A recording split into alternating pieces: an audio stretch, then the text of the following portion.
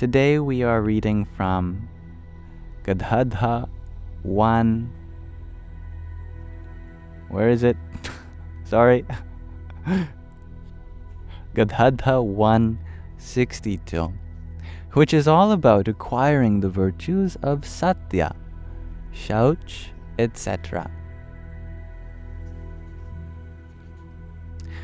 On Phalgun Vadhi the 4th, Samvat 1876, or the 4th of March 1820, Sriji Maharaj was sitting on a large decorated cot in the middle of the courtyard of the Dada Khachar's Darbar in Gadhadā. He was wearing a white case and had covered himself with a white cotton cloth. On his head he was wearing a white pug, and that was adorned with garlands and tassels of white flowers. At that time an assembly of munis, sages, as well as devotees from various places had gathered before him. Thereupon Svayam Prakashanand Swami asked, "The Srimad Bhagavat states the 39 redemptive virtues that forever dwell in the form of the Source. They are," in Sanskrit here, I'm wondering if there's a transliteration, or I'll try my best to read the Devanagari by itself. I don't think so. Okay, forgive me.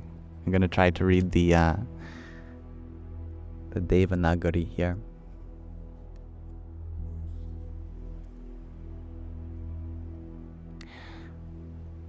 Satyam Shocham Daya Kshanti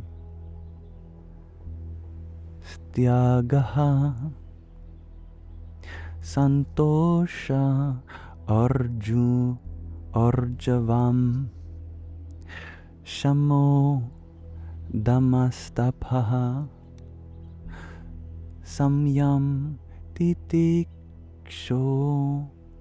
Parataha Paratihi Shrutam Jnanam Virakti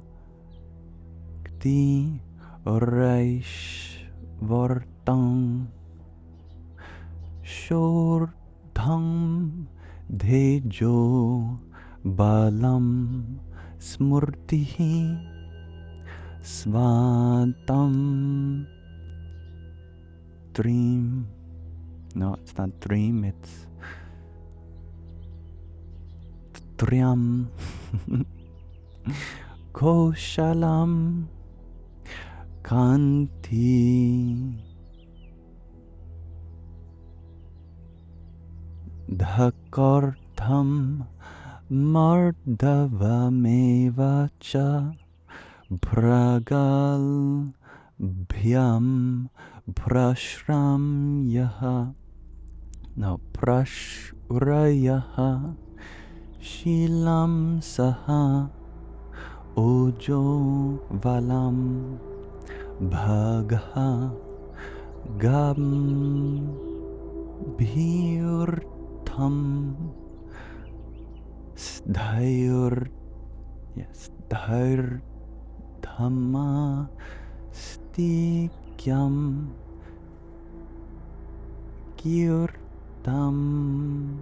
Kirtarmano Nahang Kurtihi. Alright. There. Those are the 39 redemptive virtues that forever dwell in the form of God. What are they? I don't know. But at least I said it right. But how can these virtues be acquired by a sadhu? By a monk, basically.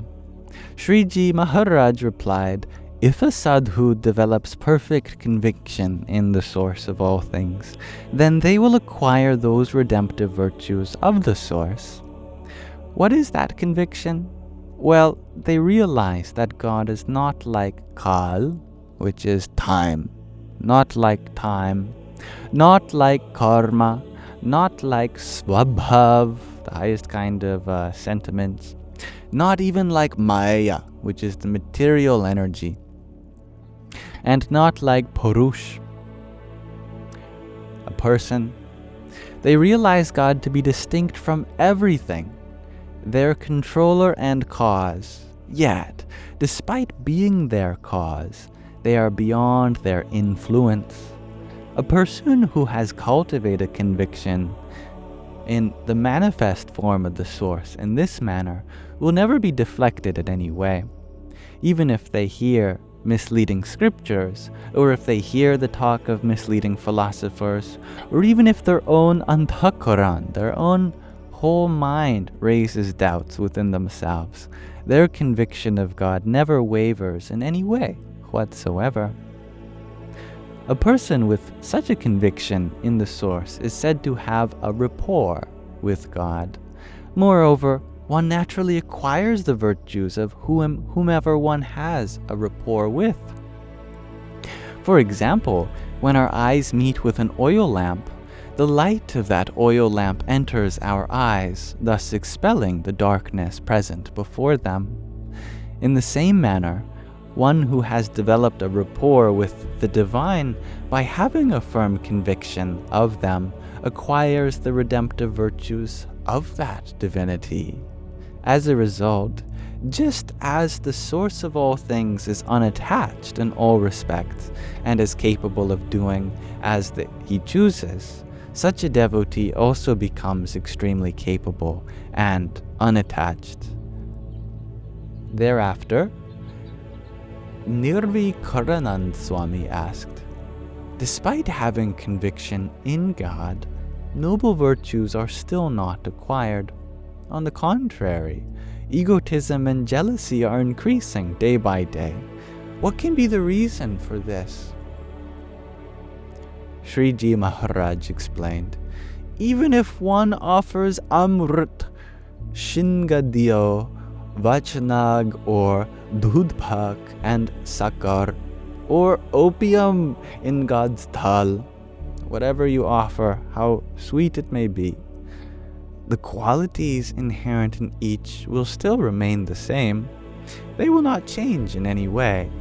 Similarly, a person who has a nature in which they're just trying to fulfill the needs of their body and extremely undeserving will still not forsake their own svabhavs. These are really deep kinds of sentiments that we carry with us that's very hard to let go of. Even if they come into contact with the Source. Furthermore, if they happen to spite some meek devotee, then the former person will suffer as a result. Why? Because the Source is present in everyone as the Antaryami, the I Am within ourselves, and they display their divine powers whenever and however they wish. Therefore, insulting such a devotee amounts to insulting that Source. Consequently, the offender suffers severely. For example, Hiranyakashipu was so powerful that they had conquered Svarg, the celestial realms, Murtilok and Patal, the earth plane and the lower planes. But because they harassed Praladji, the Source manifested from a pillar in the form of Nursin and killed Hiranyakapishu. That's a difficult name for me. Hiranyakashipu. There we go. Bearing this in mind, a devotee should strive to cultivate humility and should never insult anyone. Why? Because the Source also dwells in the hearts of the meek. Thus, they will make anyone who insults the meek suffer. Realizing this, One should not pain even the smallest of beings. If, however, a person indiscriminately mistreats others out of arrogance, then that source, who is the destroyer of arrogance and who pervades all as Antaryami, is unable to tolerate this. They will appear in one form or another to thoroughly destroy the arrogance of the arrogant. Therefore, remaining fearful of that source, a sadhu should not retain even the slightest arrogance, nor should they pain even the smallest of beings. This is the dharma of a non-egotistic sadhu. And thus we conclude reading from Gadhadā 162. So thank you for listening.